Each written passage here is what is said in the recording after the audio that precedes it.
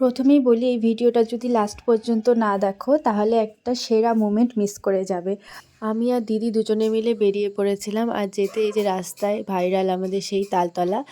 তারপর আমরা দেখো পৌঁছে গেছি আমাদের গন্তব্যস্থলে। বুঝতেই পারছো আমরা চলে এসেছি বললা মেলায়। আর সেদিন ছিল মায়ের ভাসানের দিন। তোমরাই দেখো এখানে কতটা ভিড়। এই ভিড় ঠেলে আমরা সামনে এসেছিলাম, আর এত কাছে থেকে যে মায়ের দর্শন পাওয়া মানে একটা বিশাল ভাগ্যের ব্যাপার।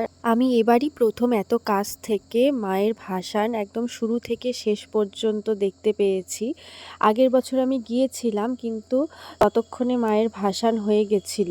তখন মায়ের মানসিতের যে ছোট ছোট মূর্তিগুলো থাকে সেগুলো একটা একটা করে বিসর্জন দেওয়া হচ্ছিল জলে। আর তাই ভেবেছিলাম এবার মায়ের ভাসানের দিন শুরু থেকে শেষ পর্যন্ত থাকবো।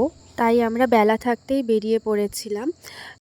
আজ আমাদের রানীমা তার রাজপ্রাসাদ ছেড়ে নেমেছে রাজপথে সকলের মনস্কামনা পূর্ণ করতে। তাই তোমাদেরও যদি কিছু মনস্কামনা থেকে থাকে তোমরা মার কাছে যেতে পারো। মা সকলের মনস্কামনা পূর্ণ করেছে, তোমাদেরটাও পূর্ণ হবে।